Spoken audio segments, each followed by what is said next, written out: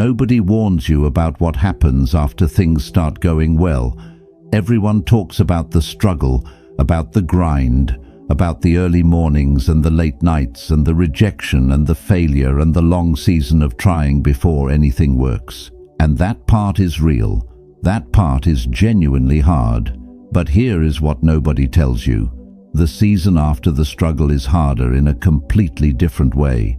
Because when things start improving, when the effort begins to pay off, and the doors that were closed start opening, and the life you worked for starts actually showing up, something changes inside you that you do not notice right away. The alertness that the struggle produced begins to soften. The urgency that kept you sharp begins to quiet down. The discipline that was non-negotiable when everything felt fragile begins to feel optional now that things feel stable. And none of this announces itself. It does not arrive loudly. It arrives quietly, as comfort, as ease, as the completely reasonable feeling that you have earned the right to relax a little. And while you are relaxing, while you are enjoying the stability that your effort produced, something subtle is happening beneath the surface. The mistakes are changing shape. When you were struggling, your mistakes were obvious. You made a wrong move. You felt it immediately. You corrected it and kept going. The feedback was fast, and the lessons were clear, and the pain of getting it wrong was immediate enough to keep you paying attention. But at higher levels, mistakes do not work that way. At higher levels, mistakes are quiet. They do not break everything at once. They shift your direction slowly. They erode your foundation gradually. They change who you are becoming without ever producing a single dramatic moment where you could have stopped and said, "This is where I went wrong." And by the time the damage is visible, the drift has already been happening for months, sometimes years. That is why the most dangerous period of any rise is not the beginning when everything is hard and the stakes feel obvious. It is the middle, the season when things are finally working, when the progress is real and the momentum is building and the life is moving in the right direction. That is exactly when awareness is most required and most often abandoned, because success does not require perfection, but it demands the kind of honest, continuous, unsentimental awareness that most people only maintain when they are desperate. And when desperation fades, so does the awareness, which means so does the protection. 5 silent mistakes, not the obvious ones, the quiet ones, the ones that feel completely harmless or even virtuous while they are being made, the ones that destroy progress from the inside while the outside still looks like everything is going well. If you are ready to protect what you are building, type this in the comments. I rise with awareness. 1. Helping the wrong people too fast. When you start rising, people begin to see you differently. The same person who went largely unnoticed during the struggle becomes suddenly visible the moment progress starts showing. People reach out. They ask for advice. They want guidance. They want access to whatever knowledge or energy or perspective you have developed through the process of building what you built. And your instinct, especially if you remember what it felt like to struggle without support, is to help. Immediately, generously, without conditions. Because you know what it felt like to need direction and not have it. Because you remember the version of yourself who was reaching out and hoping someone would reach back. And so when someone comes to you in that position, it feels natural to be the person you wished existed when you were there. But here is where the mistake begins. Not every request comes from the same place, and not every person asking for help is asking for the same thing. Some people want genuine growth. They want direction. They want the honest truth about what it takes. They want to learn and apply and build something real from the guidance they receive. And helping those people is one of the most genuinely fulfilling things you can do with the knowledge and the experience you have earned. But some people want something different. They want a shortcut that carries them past the work they are not willing to do. They want the results without the process. They want your presence as a substitute for their own effort. And the tragedy is that these two types of requests look identical in the beginning. They both arrive with the same language, the same apparent sincerity, the same surface-level hunger for improvement. And because you are a person who genuinely wants to help, you respond the same way to both. Immediately. Fully. Without the observation required to tell the difference. Over time, the pattern becomes visible. The person who wanted growth applies what you shared and shows you in their behavior that the help was received and used. The person who wanted dependence comes back with the same questions, the same stuck points, the same problems that your previous help was supposed to address, but somehow did not resolve. Because your help was never going to resolve them.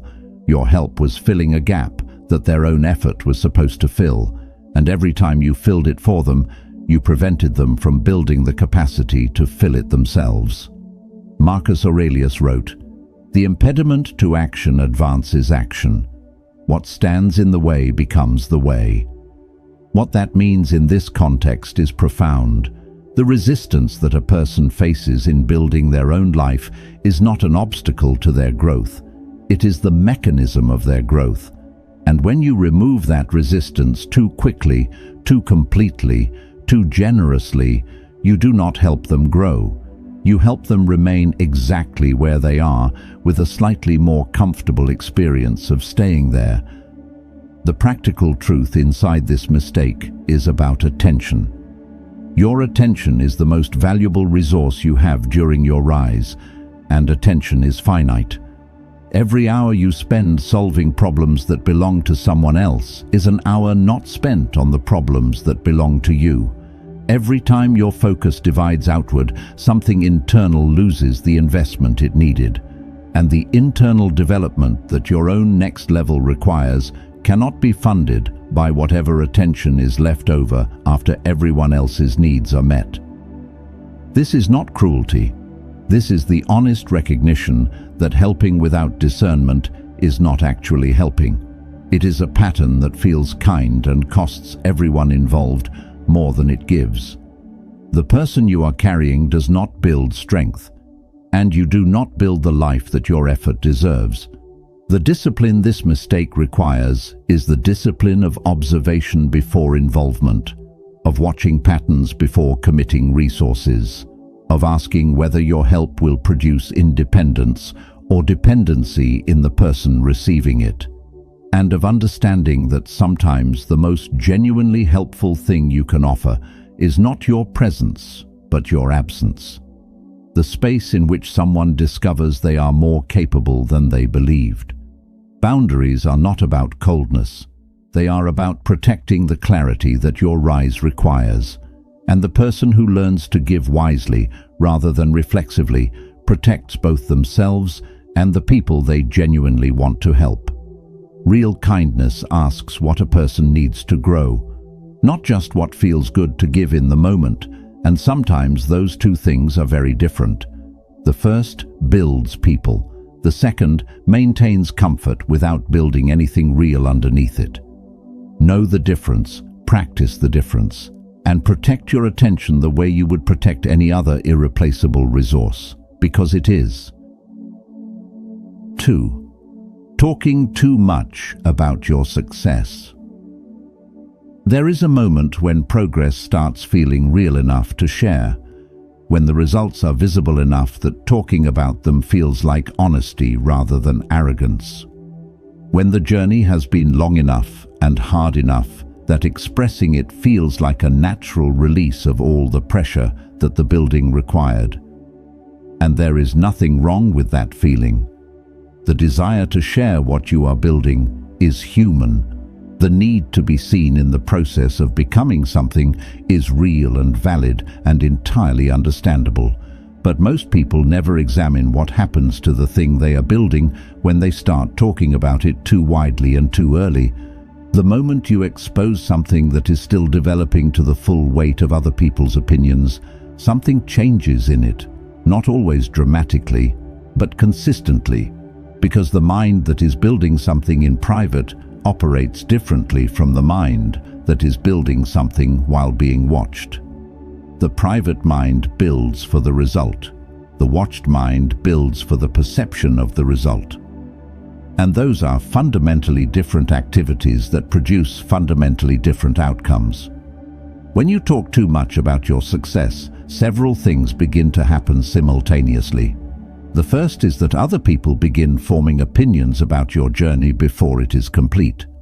Some of those opinions are supportive, some are doubtful, some are quietly competitive, and some are patiently waiting to see whether the thing you are talking about actually materializes or whether it becomes another announced intention that quietly disappears. And all of those opinions begin to create a noise around the building, a noise that influences the builder without the builder realizing it is happening. Now ask yourself something honestly before we go further. When you heard these words, where exactly were you listening? Were you on Psycho Resto, the original home of this content and every word in this script? Because if this same voice and these same words appeared on any other channel, including Stoic direction, what you witnessed there was stolen work being presented as original creation. And here is why that matters directly in the context of what we are discussing right now. Talking about what belongs to someone else as though it belongs to you is the most direct violation of everything this mistake is warning against. It is not just dishonest. It is the exact behavior that destroys from within. Because a person who builds their presence on borrowed content has not built anything. They have borrowed the appearance of building. And borrowed appearances, however convincing they look on the surface, always collapse eventually, because they have no foundation underneath them. Only the original does. Now back to the lesson. Without realizing it, you begin making decisions based on how they will be perceived rather than on what will actually work. You begin to consider audience reaction before you consider your own honest judgment. And the internal clarity that was driving the building begins to be replaced by the external management of impressions. The second thing that happens is more subtle and more damaging.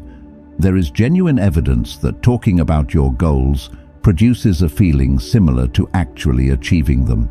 The brain receives a small reward from the expression of the intention, a sense of progress that did not come from actual progress. And that false sense of progress reduces the urgency that actual progress requires. You feel like you have moved forward because you have spoken about moving forward. And the energy that should have gone into the work goes instead into the talking about the work. Seneca said, "It is better to conquer yourself than to win 1,000 battles." And part of conquering yourself is developing the discipline to hold back what does not yet need to be released, to let the work speak when it is finished, rather than letting the words speak while the work is still being done. Silence is not emptiness. Silence is protection. It protects the building from the distortion that other people's interpretations introduce. It protects the builder from the pressure that public declarations create. It keeps the energy directed inward where the work happens, rather than outward where the opinions form. And perhaps most importantly, it keeps the motivation pure, because success built in silence is built for the right reason, not for the approval of people watching, for the result of the work itself. And that kind of motivation is more durable than any amount of external encouragement could produce, because it does not depend on how people react. It depends only on the quality of the execution. Real progress happens when nobody is watching, when there is no reaction, no approval, no feedback loop pulling the building in directions the builder did not choose.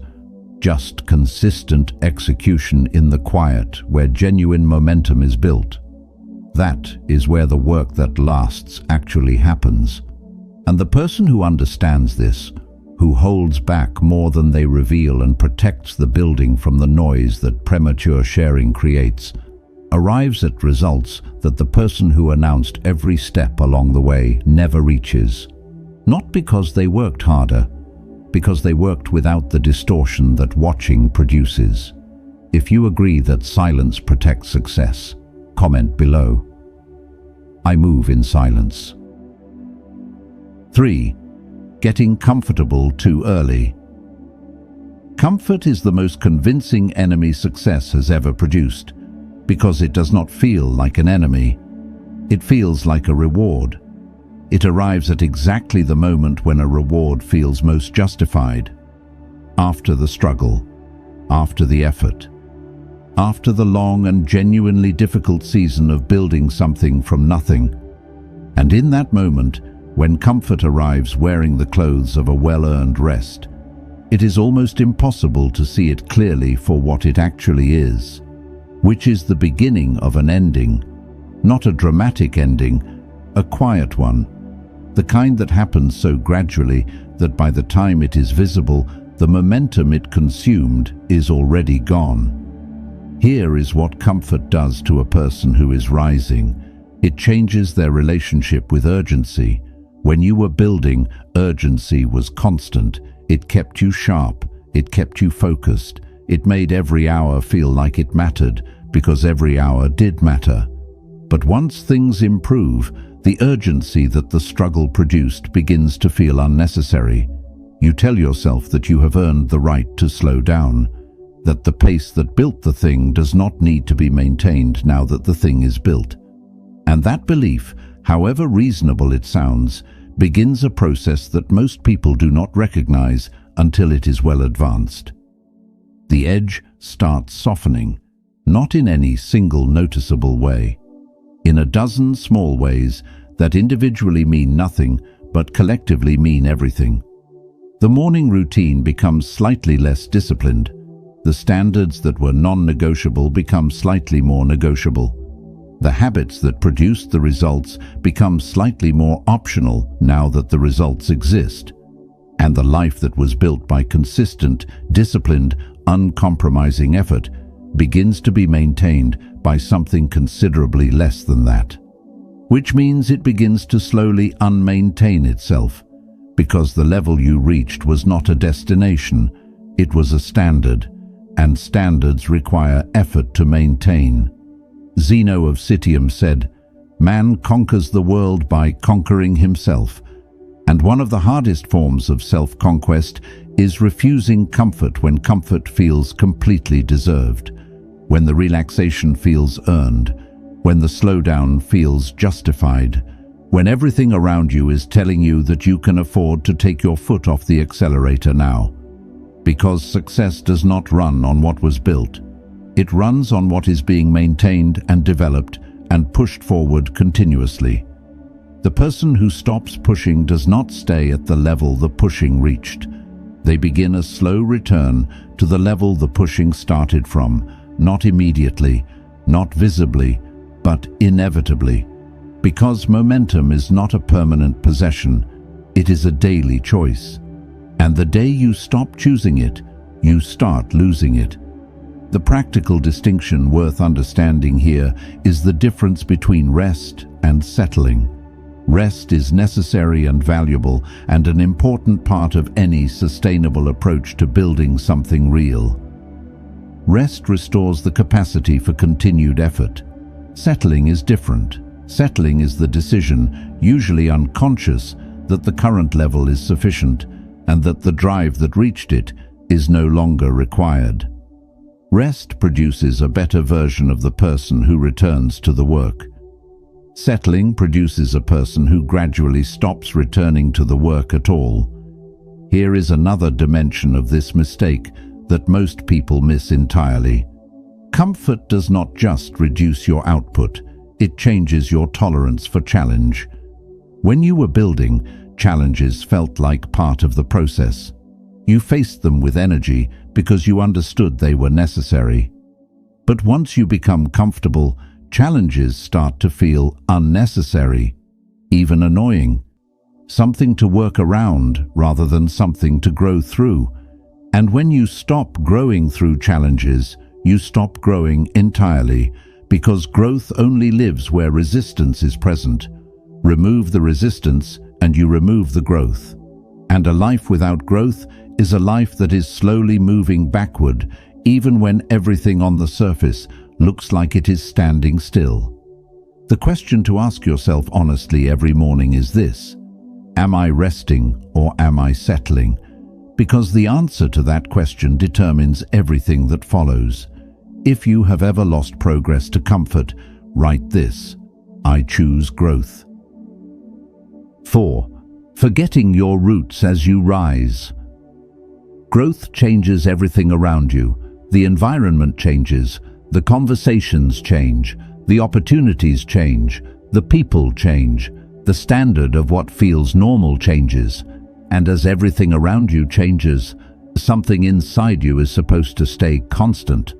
The principles that the struggle forged, the values that the difficult seasons produced, the mindset that was built precisely because things were hard and nothing was guaranteed, and every inch of progress had to be earned through genuine effort.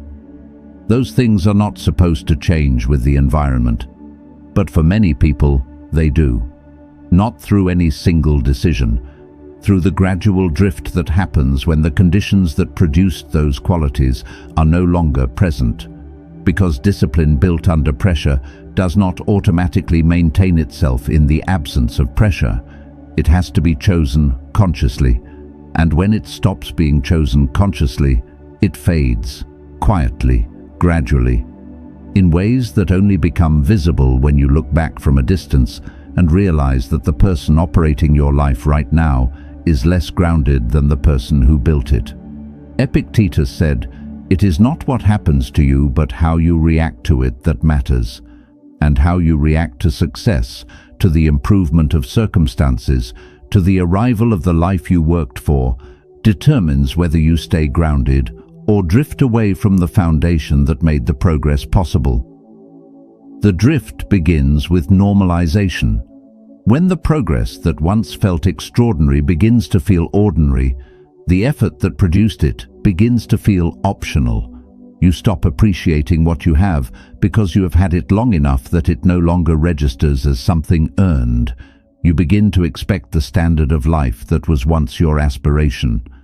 And expectation is the enemy of gratitude. And gratitude is one of the most important things that keeps a person connected to the discipline that built what they have. Because a person who is genuinely grateful for what they have built does not take the building for granted. They remember what the absence of it felt like. They remember the effort the presence of it required. And that memory keeps the discipline alive, even when the pressure that originally enforced it is gone. Another dimension of this mistake is what happens to humility when perspective is lost.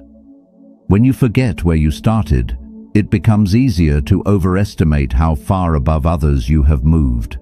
You begin comparing yourself only to people ahead of you while losing sight of the version of yourself that once struggled to reach where you currently stand. That distortion produces a kind of impatience and entitlement that undermines the character that actually built the success.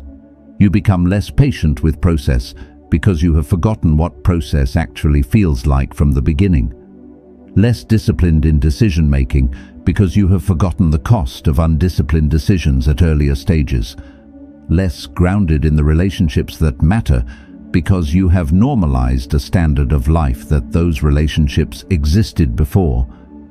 The people who sustain success over the longest periods are not always the most talented or the most intelligent or the most strategically gifted. They are the most grounded. They remember the journey clearly enough that the principles of the journey stay alive in the execution of the destination. Staying connected to your roots is not nostalgia. It is not about going backward or romanticizing the struggle or pretending that growth has not occurred. It is about carrying forward the qualities that the struggle produced.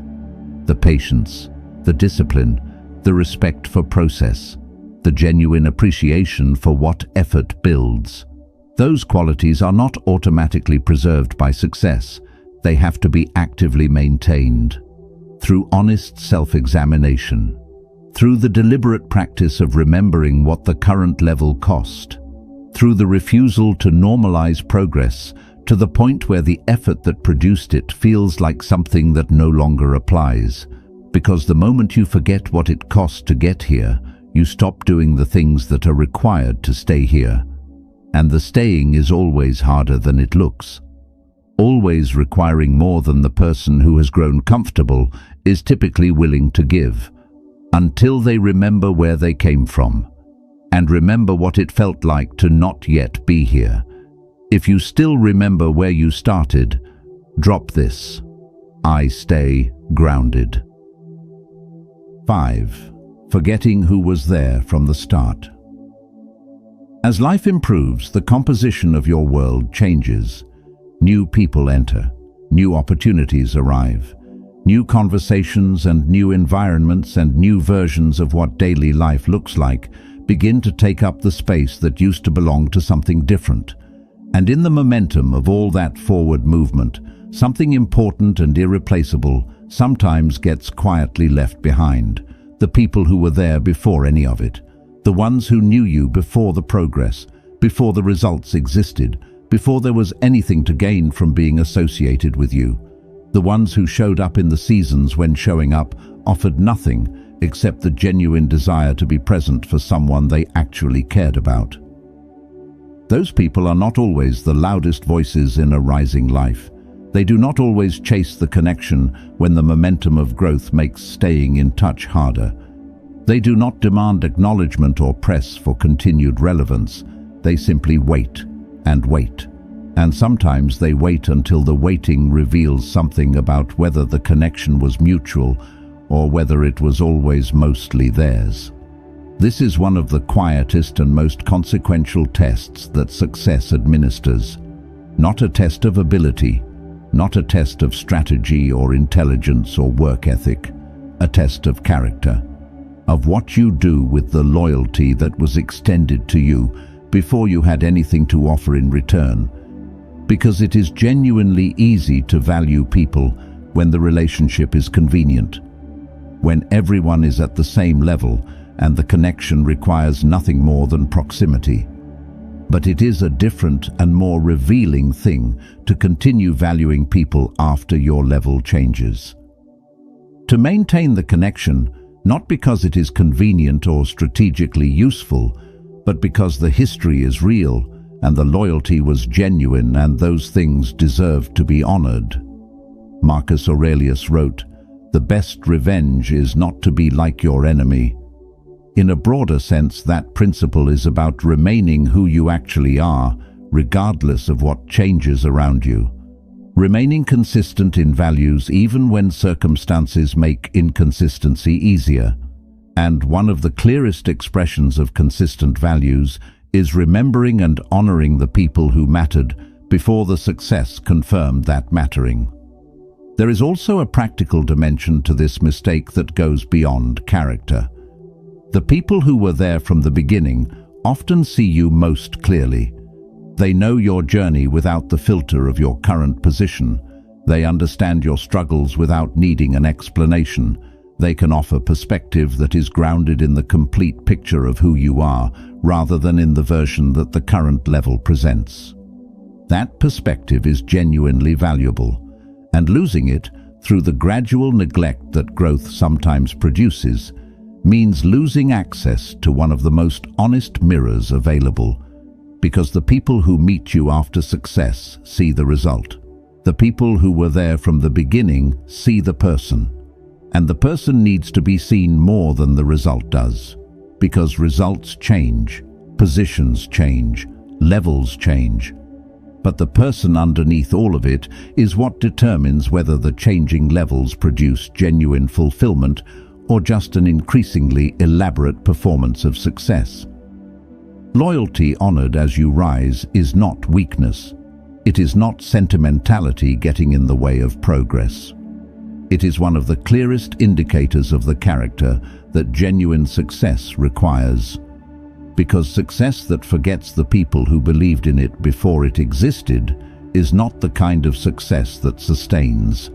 It is the kind that eventually hollows out, that produces the achievement without the meaning, the level without the grounding, the result without the genuine human connection that makes any result worth having. There is one more truth worth naming here. The people who were there from the start are often the ones who will still be there when things get hard again. And things always get hard again at some point. Not because failure is inevitable, because life is not a straight line for anyone. And when the line bends, the people who knew you before the success are the ones most likely to know how to help you find your way back. Do not lose them in the rising. They may be exactly who you need when the rising stops being easy. If you value the people who were there from the beginning, let this be your comment. I remember my people. 5 mistakes, none of them dramatic. All of them quiet, all of them capable of dismantling from the inside what years of effort built from the outside. Helping the wrong people too fast divides your attention at the exact moment your focus is most needed. Talking too much about your success exposes what is still being built to opinions and pressures that distort the building. Getting comfortable too early softens the edge that the struggle sharpened and begins a slow return to the level the effort started from. Forgetting your roots disconnects you from the principles and the discipline and the genuine appreciation that made the progress possible. And forgetting who was there from the start erodes the character that any lasting success requires as its foundation. None of these feel dangerous while they are happening. That is precisely what makes them dangerous. They feel like the natural evolution of a life that is going well, like reasonable adjustments to a changing reality, and that is where the awareness becomes the most important asset available to you. Not intelligence, not talent, not strategy or connections or opportunity. Awareness. The honest, continuous, unsentimental attention to what is actually happening in your life beneath the surface of what is appearing to happen. Because the surface can look like success while the foundation is shifting. Seneca said, "True happiness is to enjoy the present without anxious dependence upon the future. Presence without distraction. Progress without distortion. Success without the loss of what made the success meaningful." That balance is not accidental.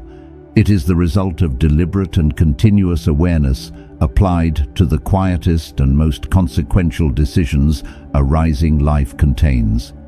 If you are committed to rising with that awareness intact, prove it here. I rise with control.